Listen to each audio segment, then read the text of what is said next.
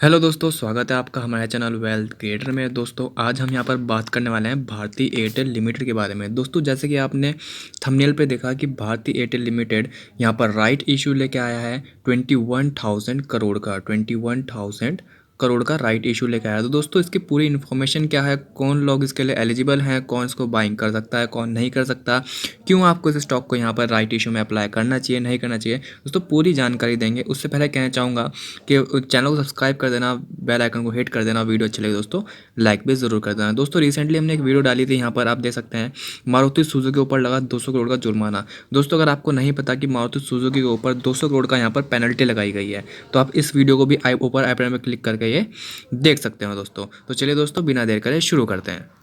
सबसे पहले तो दोस्तों मैं आपको यहाँ पर थोड़े से रिटर्न बता देता हूँ कि कंपनी का यहाँ पे आप देख सकते हैं करंट प्राइस जो चल रहा है 488.45 का चल रहा है। 580 और 8 रुपये का यहाँ पे प्राइस चल रहा है। अगर मैं यहाँ पे इसके रिटर्न की बात करूँ तो आप देख सकते हैं कि 2002 में स्टॉक 19 रुपये 87 पैसे यानी कि अप्रॉक्सीमेटली 20 रुपये का हुआ करता था, लेकिन फिलहाल प्राइस यहाँ पे 588 रुपीज़ का चल रहा है। और सारे दोस्तों बता दूँ, ऐसा नहीं है कि अगर इसने यहाँ पे 2861 के रिटर्न यहाँ पर दिए हैं तो कोई ये बहुत अच्छे रिटर्न है, क्योंकि आप देख सकते हैं कि स्टॉक कम से कम यहाँ पर 10 साल से ज़्यादा तक यहाँ पे कंसोलिडेट करता रहा। 2008 में जो स्टॉक का प्राइस था वही यहाँ पर 2020 तक इसका प्राइस देखने को मिला। एक ही लाइन पे यहाँ पे कंसोलिडेट करता रहा। रिटर्न मिले तो दो जगह मिले, आप देख सकते हैं कि एक तो यहाँ पे स्टॉक भागा और दूसरा यहाँ पे स्टॉक भागा, तो दो जगह रिटर्न मिले। बाकी सबको क्या मिला, सिर्फ उतार चढ़ाव।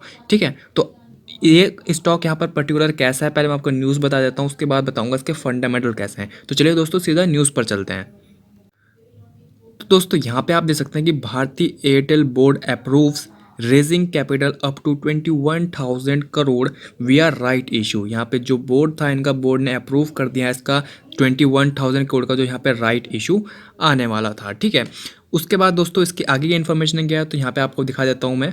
आप यहाँ पे देखते हैं कि Bharti Airtel on August 29 said that its board of director has approve to raise capital of 21,000 crore. इनके बोर्ड ने अप्रूव कर दिया 21,000 करोड़ रुपए यहाँ पर रेस करने के लिए। कैसे? राइट इशू के थ्रू। ठीक है, उसके बाद उन्होंने कहा कि इक्विटी शेयर्स दिए जाएंगे राइट इशू में, जिसकी 5 रुपीज़ यहाँ पर इसकी फेस वैल्यू होगी। ठीक है, the firm said that the board approves the right issue price to be set is, इन्होंने यहाँ पर इसको प्राइस रखा है राइट इशू का, वो 530 रुपीज़ रखा है। यहाँ पर 535 रुपीज़ रखा है दोस्तों, यानी कि 25% of application and balance is 2 more additional call on may be decided by board commitment of the board from the time to time based on company required with an overall time horizon of 36 months. The firm said it's a regular filling. Among other details, the telco said that 1 equity share for every 14 equity share held by eligible. तो आप यहाँ पे देख सकते हैं दोस्तों कि यहाँ पर कौन एलिजिबल है, सिर्फ वही लोग एलिजिबल है जिनके पास ऑलरेडी 14 शेयर्स हैं। यानी कि जिन लोगों ने यहाँ पे 14 शेयर्स यहाँ पे बाय कर रखे हैं ऑलरेडी, उनके पास यहाँ पे होल्डिंग में पड़े हुए हैं, वो यहाँ पर एक शेयर खरीद सकते हैं। यानी कि जिनके पास 14 है वो यहाँ पर एक शेयर 1 इक्विटी शेयर यहाँ पर राइट इशू में अप्लाई कर सकते हैं। तो अगर दोस्तों आपने ऑलरेडी बाइंग कर रखी है तो ही आप यहाँ पे एलिजिबल हैं इसको यहाँ पर राइट इशू में अप्लाई करने के लिए, वरना तो नहीं दोस्तों।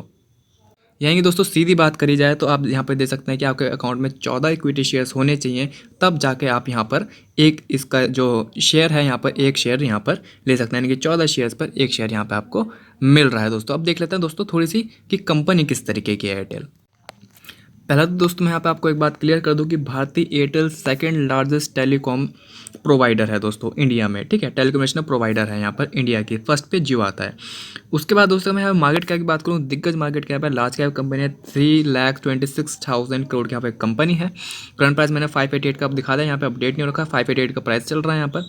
ठीक है, और दोस्तों उसके साथ ही आपने यहाँ पे नोटिस किया होगा कि 588 का करंट प्राइस चल रहा है। ठीक है, और 535 का राइट इशू आया है, तो यानी कि यहाँ आपको काफ़ी डिस्काउंट रेट पर यहाँ पर स्टॉक देखने को मिल रहा है। फेस वैल्यू दोस्तों ऑलरेडी 5 रुपये है, तो 5 रुपये पे ही आपको यहाँ पर जो नए राइट इशू यहाँ पे स्टॉक किए जाएंगे वो भी 5 रुपये की फेस वैल्यू पे इशू किए जाएंगे। आरओसी दोस्तों देख सकते हैं यहाँ पे आरओसी 12.3% की है, आरओई -22% की है, यानी कि आरओई काफ़ी कम है, नेगेटिव में है। डिविडेंड भी यहाँ पे बहुत ज़्यादा कम है। आरओसी भी यहाँ पे दोस्तों आप देख सकते हैं 12.3% की है, जिसकी वजह से यहाँ पे जो स्टॉक का पी है वो बहुत ज़्यादा हो रखा है, 287 का पी हो रखा है। रीज़न क्या है कि यहाँ पर कंपनी इतना ज़्यादा प्रॉफिट तो जनरेट नहीं कर पा रही जितना ज़्यादा यहाँ पर स्टॉक का प्राइस हो रखा है। उसके बाद दोस्तों थोड़ा नीचे चलते हैं, देखते हैं किस तरह का यहाँ पर जो इसके रिजल्ट्स हैं, किस तरह के यहाँ पे रिजल्ट्स देखने को मिल रहे हैं। तो दोस्तों अगर मैं यहाँ पे रिजल्ट्स की बात करूँ क्वार्टर ऑन क्वार्टर की, तो दे सकते हैं यहाँ पे सेल जो हुई थी 26,000 यानी कि 27,000 करोड़ के अप्रॉक्सीमेटली सेल हुई। ऑपरेटिंग प्रॉफिट निकला 13,000 करोड़ के लगभग का, ठीक है, 12,980 करोड़ का। उसके बाद दोस्तों यहाँ पर इन्होंने क्या किया इसका पैसे का, उसके बाद अदर इनकम भी आई 735 करोड़ की, ठीक है, यानी कि प्लस प्लस आप करते रहिएगा, 13,500 करोड़ के अप्रॉक्सीमेटली यहाँ पर हो जाएगा। उसके बाद सबसे बड़ी बात आती है कि कंपनी को इंटरेस्ट पे करना पड़ा, 4,226 करोड़ का इंटरेस्ट पे करना पड़ा, यानी कंपनी को जो डेप्ट है दोस्तों बहुत ही ज़्यादा देखने को मिलता है। उसके बाद डेप्रिसिएशन भी यहाँ पर 7,700 करोड़ के अप्रॉक्सीमेटली यहाँ पे डेप्रिसिएशन रहा कंपनी का। दोस्तों डेप्रिसिएशन किस लिए रहा, क्योंकि काफ़ी ज़्यादा इनको यहाँ पे पेमेंट करनी पड़ा है, एजीआर की जो पेमेंट करनी पड़ती है, फिर बाकी जो कंपनी के खर्चे वगैरह होते हैं। तो वैसे ये आपको मैं बता दूँ डेप्रिसिएशन का जो पैसा होता है वो यहाँ पे कैश की फॉर्म में कंपनी के पास ऑलरेडी रहता है, लेकिन कंपनी कई जगह पैसा का इस्तेमाल करती है तो वो यहाँ पर धीरे धीरे काटती रहती है। तो आप इस तरह यहाँ पे इंटरेस्ट जो हुआ 4,000 करोड़ का इंटरेस्ट हुआ, 8,000 करोड़ के अप्रॉक्सीमेटली यहाँ पे डेप्रिसिएशन हो गया। तो यहाँ पे जो ऑपरेटिंग प्रॉफिट आया था 13,000 करोड़ के अप्रॉक्सीमेटली, वो सारा कट पिट के यहाँ पर 1,776 करोड़ का सिर्फ प्रॉफिट बिफोर टैक्स रह गया। और टैक्स लगने के बाद दोस्तों यहाँ पर जो नेट प्रॉफिट आया वो 284 करोड़ का है, यानी कि आप देखते हैं 13,000 करोड़ का प्रॉफिट को 284 कन्वर्ट हो गया। रीज़न क्या आता है, डेप्रिसिएशन और इंटरेस्ट। उसके बाद दोस्तों ईयर ईयर की बात करूँ तो आप देखते हैं कि कंपनी 2010 में 41,000 यानी कि 42,000 करोड़ के अप्रॉक्सीमेटली सेल करती थी, जो कि सेल लगातार बढ़ती गई और यहाँ पे 2021 में 1 लाख करोड़ की सेल हो गई, ठीक है। उसके बाद दोस्तों मैं बात करता हूँ नेट प्रॉफिट की, तो नेट प्रॉफिट होता था कंपनी को, आप यहाँ पे देख सकते हैं नेट प्रॉफिट होता था 9,163 करोड़ का, जो कि यहाँ पर अब हो रहा है 2021 में 15,000 करोड़ का लॉस, ठीक है। तो कंपनी कहाँ से कहाँ आ गई, मतलब कि यहाँ पे जो प्रॉफिट्स हैं इसके कुछ भी देखने को नहीं मिल रहे। यही दोस्तों मेन कारण था कि 2008 से लेकर 2020 तक कंपनी एक ही रेक्टेंगल के अंदर ट्रेड कर रही थी, ठीक है, यही इसके पीछे मेन कारण था। इसके बाद सीएजीआर रिटर्न की बात करूँगा दोस्तों मैं, स्टॉक ने क्या सीएजीआर रिटर्न दिया, पिछले 10 साल में 5% का सीएजीआर रिटर्न दिया, ठीक है। हालांकि दोस्तों यहाँ पे मैं आपको बता दूँ 5% दोस्तों बहुत ही कम होता है, 20% तो मिनिमम होना ही चाहिए, तभी यहाँ पर आप बोल सकते हैं कि आपने इन्वेस्टमेंट करी, अच्छे स्टॉक में करी। उसके बाद दोस्तों मैं यहाँ पे इसकी रिजर्व की या बैलेंस शीट की बात करता हूँ, देख सकते हैं रिजर्व जो है कंपनी के पास 56,000 करोड़ का रिजर्व है। उसके बाद जो बोरोइंग है वो 1,62,000 करोड़ की बोरोइंग है। बोरोइंग दोस्तों लगातार बढ़ रही है, 1 लाख से 1,07,000, 1,11,000, 1,25,000, 1,48,000 और 1,62,000 करोड़ तक यहाँ पे बोरोइंग पहुँच चुकी है। जैसे कि आप लोगों को पता है टेलीकॉम प्रोवाइडर्स जो है उनकी बहुत ज़्यादा बुरी हालत हो रखी है, जिसकी वजह से यहाँ पे इनकी लगातार बोरोइंग भी बढ़ती जा रही है। और रिजर्व जो है दोस्तों यहाँ पे कम हो रहा है, 74,000 करोड़ से 56,000 करोड़ के लगभग रह गया है। तो दोस्तों इतनी ज़्यादा बोरिंग है 1,62,000 करोड़ की, इसी की वजह से इनको जो इंटरेस्ट है वो बहुत ज़्यादा पे करना पड़ता है, 4,000 करोड़ 5,000 करोड़ एवरी क्वार्टर यहाँ पे जो पे करना पड़ता है वो बहुत ज़्यादा कम बिको बर्डन हो जाता है। तो जब इसकी बोरिंग कम होनी शुरू होगी यहाँ पर, ठीक है, जितना यहाँ पर कर्जा कम होगा उतना ही कंपनी बेहतर बनती जाएगी, ठीक है।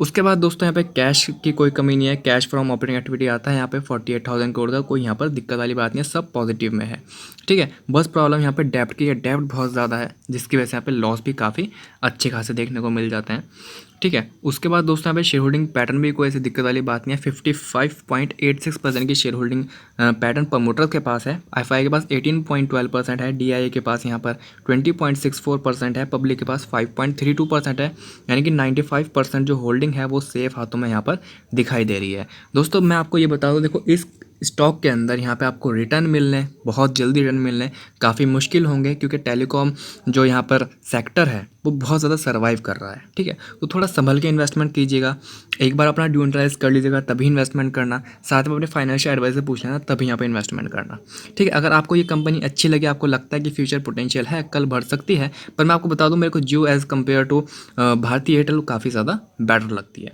तो आप यहाँ पर रिलायंस में इन्वेस्टमेंट कर सकते हैं। अगर आपको लगता है भारतीय एयरटेल बहुत अच्छी है तो आप यहाँ पे अपना ड्यू एनालिसिस करके एक बार उसके बाद इन्वेस्टमेंट कर सकते हैं। और अगर आपने पहले से इसके स्टॉक बाय कर रखे हैं, ठीक है, तो उसके बाद आप यहाँ पे राइट इशू में भी अप्लाई कर सकते हैं। तो दोस्तों फिलहाल के इतना ही, मिलते हैं जल्दी अगली वीडियो में। अगर वीडियो दोस्तों अच्छी लगे तो लाइक कर देना और चैनल को सब्सक्राइब भी ज़रूर कर देना। तो थैंक यू दोस्तों फॉर वॉचिंग आवर वीडियो।